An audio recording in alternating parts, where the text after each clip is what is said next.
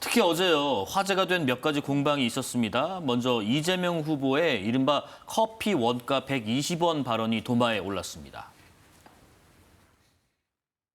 도지사 할 때 칭찬받는 일은 계곡의 불법 영업을 싹 없앤 거예요. 정비를 해서 많은 사람이 막 오게 한 다음에 거기다가 닭죽을 팔지 말고 커피와 차를 팔아라.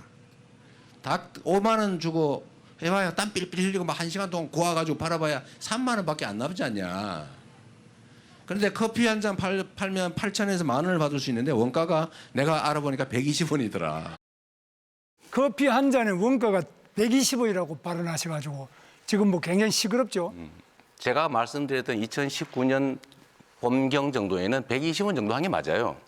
닭죽 파는 사람들에 비해 가지고 폭리를 취하는 것처럼 이렇게 돼서 굉장히 분노를 많이 하고 있는데 제가 그 커피 원가 얘기를 한 것은 또 원재료 값이 이만큼밖에 안 드는데 시설 잘 갖춰서 팔면은 다른 전업하면 오히려 도움이 된다 이 얘기를 한 건데 이거를 왜곡을 해가지고 김용태 의원이신가? 따옴표를 쳐가지고 이재명 후보가 원가가 120원인데 비싸게 판다. 비싸게 팔고 있다라면서 자영업자를 공격했다고 왜곡 조작을 했더라고요. 다시 한번 좀 설명을 들어볼게요, 장윤주 부대변인. 지금 이재명 후보는 비싸게 팔고 있다고 한 적이 없다. 발언에는 이게 맥락이 있는 거다라고 좀 얘기를 하는 것 같아요. 그렇죠. 발언에는 정말 맥락이 있죠. 그리고 이 맥락을 이해를 저는 못하고 이런 공격을 한다라는 생각이 들지 않습니다. 그러니까 이재명 후보의 발언 중에서 어떤 특정한 부분들을 꼽아서 왜곡하고 또 프레임 공격하기 위해서 이런 부분들을 문제 삼는 것 아닌가라는 생각이 드는데요. 네. 사실 이게 결국 경기도지사 시절 2019년도 경에 본인의 어떤 업적이랄까요, 치적이랄까요, 이런 부분들을 설명하면서 나왔던 얘기입니다. 당시에 계곡을 정비하면서 또 국민들의 권리와 그리고 업주들의 생계권의 균형점을 찾는 과정에서 그런 과정에서 나왔던 이야기들이고 특히 2019년경에 커피 원두의 원가가 한 120원 정도였다라고 하는데 그런 부분들을 이야기하면서 나온 발언들이었습니다. 그런데 마치 뭐 커피 원두의 원가를 마치 이재명 후보가 모르는 것처럼 또는 뭐 비싸게 팔고 있다라고 뭐 자영업자들을 호도한 것처럼 왜곡한다라고 한다면 이런 부분들은 발언의 맥락을 무시하는 것이기 때문에 반드시 바로잡아야 된다라는 생각이 들고요. 네. 그리고 저는 국민의힘에서 자꾸 이 부분을 가지고 뭐 공격을 하면 할수록 국민들 입장에서는 이재명 후보가 왜 저러는 발언을 했을까라는 배경을 찾으시게 되고 그 배경 속에는 결국 이재명 당시 도지사 시절에 또 계곡 정비라는 일을 행정력을 동원해서 추진력 있고 했구나. 이런 부분에 대해서 오히려 아실 수 있는 기회가 된 것 같아요. 그래서 네네. 국민의힘이 자꾸 이 공격을 하면 할수록 이재명 후보가 당시에 도지사 때 했던 일들 또는 성남시장 당시에 했던 일들 이런 부분들이 더 회자될 거라고 생각합니다. 지금 이 발언과 그 김용태 비대위원장의 또 어떤 SNS 글로 양당이 서로 고발을 예고한 상태입니다. 뭐 허위 사실 공표와 무고로 각각. 근데 이게 이렇게 그 송사까지 갈 일인가 하는 생각도 들고 어떻게 보시는지요? 그렇죠. 이재명 대표가 사과를 하면 되는 거거든요. 여기에 대해 맥락을 살펴보라고 하는데 맥락을 살펴보면 오히려 커피를 비싸게 판다라는 거예요. 본인 워딩에 뭐가 있냐면 네. 닭죽을 팔지 말고 커피와 차를 팔아라. 본인이 그렇게 이야기를 했었다라는 거죠. 닭죽은 1시간 동안 5만 원 주고 해봐야 땀 뻘뻘 흘리고 1시간 동안 고아가지고 팔아봐야 3만 원밖에 안 남지 않냐. 그런데 커피 한 잔 팔면 8,000원에서 1만 원 받을 수 있는데 원가가 내가 알아보니까 120원이더라. 네. 이게 16일 날 이재명 대표의 워딩이었었거든요. 여기에 대해서 우리 국민의힘에서 뭐를 왜곡했다라는 것입니까? 저는 오히려 이재명 대표가 지금 김용태 비대위원장을 허위사실 공표로서 지금 고발을 한다라고 하는데 도대체 뭐가 허위사실인지 정확하게 모르겠는 거예요. 네. 본인이 그동안에 공직선거법으로서 여러 차례 재판을 갔었고 2020년에도 그때 권순일 대법관이 캐스팅보트 역할을 했었다라는 의혹이 있는 그 사건에서 무죄를 받기도 했었고 이번에도 지금 재판 중인 사건에 있어서 대법원에서는 결국 파기환송 결정이 나왔지만 항소심에서는 또 무죄가 나왔던 것도 사실이잖아요. 너무 정치인의 말에 대해서 가볍게 생각하는 것이 아닌가. 네. 이때 이렇게 하고 저때 저렇게 이야기하고 맥락에 대해서 왜 국민들을 우롱하고 있는 것이 저는 이해할 수가 없습니다. 네. 자, 이외에도 토론회에서 나왔던 주요 발언들을 저희가 한번 모아봤습니다. 지금 또 이재명 후보님께서는 불법 대북 송금으로 재판을 받고 있지 않습니까? 억지 기소죠.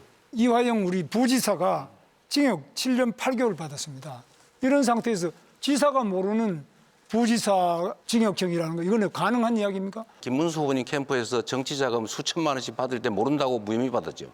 우리는 뭐 그런 건 없습니다. 없긴 요구 본인이 몰랐다는 이유로 무혐의 됐잖아요.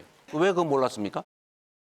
이재명 후보께서 최근에 중국과 대만에 관여하지 말고 모두 CC하면 된다 이래가지고 비난을 받은 바가 있습니다. 근데 이건 너무 친중국적인 입장 아니겠습니까? 미국 입장에서 트럼프가 뭐 한국이 북한하고 좀 싸우면 어때? 우리 그냥 둘 다 CC하면 되지 이렇게 나오면 곤란한 거 아닙니까? 그냥 뭐든지 극단화시키는데 통상적인 국제관계의 얘기를 한 것이고 침략을 한다든지 전쟁이 벌어진다든지 하는 상황이 벌어졌을 때는 그 상황은 또 다른 것이죠.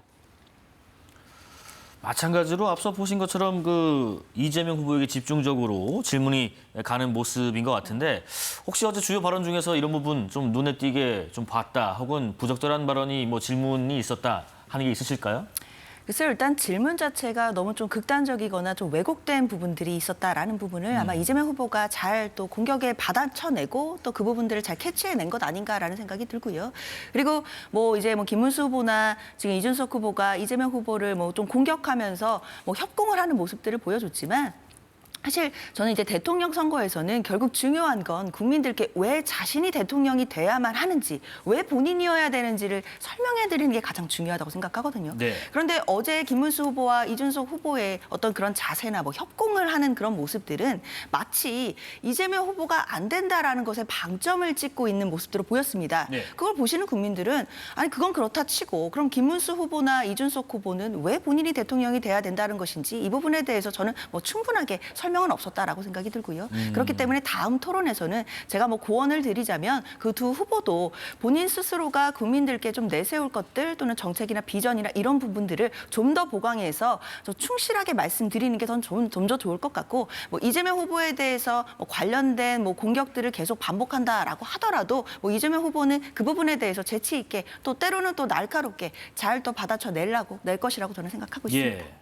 어제 그 토론회가 또 첫 토론회였고 또 네. 방송 3사가 다 생중계를 했었고 또 밤 시간대였기 때문에 상당히 많은 후보들이 이제 공을 좀 들였을 텐데 어떻게 보세요? 김문수 후보의 어제 토론회 이후로 좀 지지율 상승에 영향이 좀 있었을까 싶습니다. 저희로서는 가능하다라고 생각을 예. 합니다. 어제 좀 안정적인 모습들을 보였고 그리고 이재명 대표가 생각보다 준비된 후보가 아니라는 것 어제 시청하신 국민들께서 모두 그렇게 생각을 하셨을 거예요. 이재명 대표가 AI 강국 만들겠다고 계속적으로 거기에 대해 크게 홍보를 하고 있는데 100조 원, 그 굉장히 큰 돈이잖아요. 우리 1년 예산 600조에서 700조 정도가 되는데 이 100조 원으로 무엇을 할 것인지 세 가지를 꼽아달라라고 이준석 후보가 물어봤을 때 아무런 대답을 하지 못하는 거예요. 저처럼 사실상 이런 부분에 대해 잘 알지 못하는 사람도 아마도 AI 관련해서는 에너지가 전력 공급이 안정적으로 들어가는 것이 필요하기 때문에 근데 민주당과 이재명 대표 입장에서는 이번 공약을 보면 2040년까지 석탄 화력 발전소를 이제 중지시키겠다 이런 공약들이 있더라고요. 그럼 결과적으로 신재생 에너지를 하는 가운데 있어서 뭐 그리드망을 구축한다라든지 이런 비용 얘기를 할 줄 알았어요. 근데 아무런 이야기를 하지 못하는 것입니다. 그리고 이게 주 4일만 일을 하면서도 임금을 줄이지 않는 이런 정책들을 하겠다라고 하는데 역시 구체적인 내용들이 아무것도 없는 것입니다. 이러한 형태로 지금 국민들을 호도하고 있는 거예요. 그러면서 본인에 대해서 120원 커피에 대해 이야기 지적을 한 부분에 있어서는 왜곡하고 있다, 극단적으로 보고 있다 이런 식으로 말만 돌리는 것인데 어제 이재명 대표의 이 토론의 내용과 모습, 뭐 어쩌라고요. 이런 말까지 하고 있는 이런 모습에 대해서 국민들께서 반감을 가지시는 부분들이 분명히 있을 것이고 그리고 또 어제 우리 김문수 후보 같은 경우 안정적인 모습 보여드렸기 때문에 중도층에서 다시 한번 저희를 봐주시게 되지 않을까 생각합니다. 네, 첫 후보자 토론회를 앞두고 이재명 후보는 개헌안을 띄웠습니다. 이재명 후보는 4년 연임제를 골자로 한 개헌안을 띄웠고요. 그러자 김문수 후보는 임기 단축을 내세운 4년 중임제로 맞불을 놨습니다. 두 후보 모두 대통령의 어떤 책임성을 좀 강화하자는 것으로 해석은 됩니다만은 임기를 놓고는 견해차가 좀 보였습니다. 연임제냐 중임제냐 뭐 이렇게 좀 갈린 것 같은데 일단 이재명 후보가 개헌에 좀 유보적인 입장이었던 것 같은데 다시 이 시점에 개헌안을 왜 띄웠을까 싶습니다. 어제 TV 토론이 있기 때문이죠. 예. 결국 이재명 대표는 지난 2022년 대선에서도 대선 후보였었고 그때도 대선 공약으로서 개헌안을 들고 나왔었습니다. 근데 이번에 10대 공약에는 들어가지 않은 거예요. 그리고 그 이전에 당내에서 경선이 있을 때도 김동연 후보 그리고 김경수 후보 같은 경우에도 개헌에 대해서 적극적인 모습들을 보였고 민주당 출신의 우원식 국회의장도 개헌에 대해서 그때 바로 하자라는 이야기들을 했습니다. 근데 이재명 대표가 국민투표법을 개정하는데 시간이 걸린다 이런 형태로 이야기를 하면서 차일피일 미루는 모습들을 보였거든요. 그동안의 특검이라든지 이런 것들도 다 법안의 형태로서 그렇게 날치기 같은 모습을 처리를 했으면서 왜 국민투표법은 그때 안 된다는 것이 좀 이해하기 어려웠는데 네. 이재명 대표가 어제 오전에 갑자기 이 개헌안을 들고 나온 것은 그러니까 지금까지 본인이 이야기했던 것과 맞지 않기 때문인 거예요. 그러면 저녁에 토론 과정에 있어서 왜 개헌에 대해서 유보적인 입장입니까라는 질문이 나올 수밖에 없는 것이고 이것을 막기 위해서 미리 이렇게 개헌안을 얘기한 것이 아닌가. 그리고 한 가지 더 생각을 해보면은 네. 아까 그 120원 커피 문제가 있었잖아요. 이게 일이 좀 커지고 있었어요. 그래서 이러한 언론의 이런 것들을 차단하기 위해서 개헌안을 띄운 것이 아닌가라는 생각도 들었습니다. 토론을 앞두고 전략적이었다. 그럼 뭐 그렇게 보시는 분들도 예. 있으시겠지만 사실 이재명 후보로서는 어제가 적절한 시기였던 것 같습니다. 개헌과 관련해서 이재명 후보가 뭐 유보를 했다 이런 표현보다는요.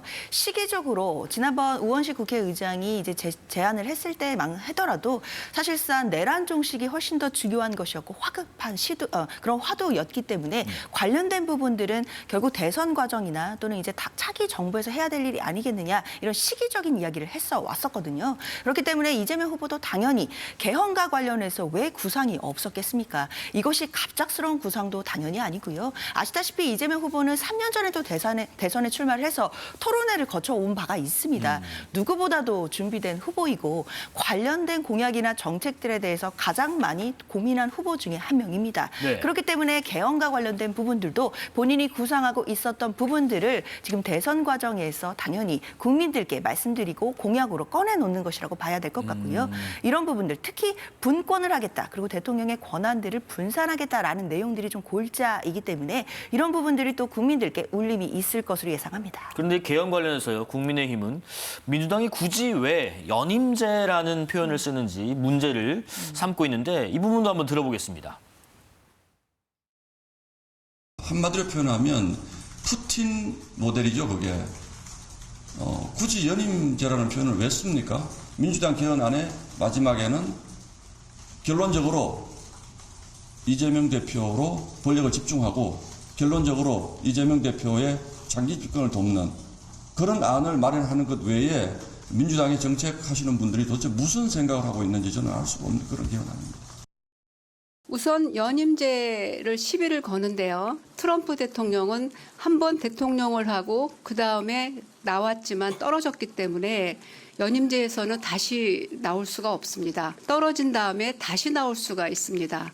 그래서 트럼프 대통령이 이번에 당선된 겁니다. 연임제는 대통령에게 중임제보다 더 불리합니다. 그럼에도 이 후보의 연임 표현을 장기 집권 의도라고 공격하는 것은 어불성설이고 그러니까 연임제 같은 경우는 연속으로 한 번 더 하는 거고 중임제는 일정 횟수를 두고 반복해서 출마 가능한 건데 이걸 두고 연임제가 좀 장기 집권을 노린 거 아니냐. 푸틴이 모델이다 이러고 있습니다. 그렇죠. 중임제를 했을 때는 결국에는 4년으로 줄인다면 8년을 할 수 있는 거고 연임제 같은 경우에는 2번 하고 8년 하고 4년 쉬었다가 또 8년 하고 이런 것들이 가능하기 때문에 그런 이야기를 하는 것인데요. 근데 저는 지금까지 우리가 항상 정치권에서는 대통령 중임제라는 표현들을 많이 써왔습니다. 그런데 이번에 나온 이재명 대표의 개헌안에 있어서 연임제를 쓴 이유가 무엇일까 생각을 해보니까 개헌하기 싫다는 거예요. 결과적으로는 지금 공약으로 내놨습니다만 이것이 결국 뭐 토론 같은 것도 거치고 그리고 우리 국민들께도 여기에 대해 승인을 받아야 되는 절차들이 있는데 시간이 들어갈 수밖에 없는 거거든요. 지금 강규재 선대위원장이 이야기한 것처럼 그럼 연임제가 좋은 것이냐 중임제가 좋은 것이냐 어떤 것이 권력구조 개편에 더 맞는 것이냐 이런 것들로 이야기가 길어질 수밖에 없는 거예요. 저희 김문수 후보 같은 경우에는 3년 하고 그리고 총선과 대선을 시기를 맞추겠다라고 이야기를 했습니다. 임기를 단축하겠다라는 거죠. 예. 근데 이재명 대표는 그런 이야기를 하지 않으면서 연임제라는 단어를 쓰는 것은 결국에는 여야가 협의하고 그리고 국민들을 설득하는 과정에 있어서 혼란을 만들고 그리고 본인 임기 안에는 개헌하지 않겠다라는 뜻이다. 그렇게 생각합니다. 그런 뜻입니까? 전혀 그렇지 않고요. 저는 이것도 국민의힘이 이재명 후보를 향한 공포 마케팅 중에 하나라고 생각합니다.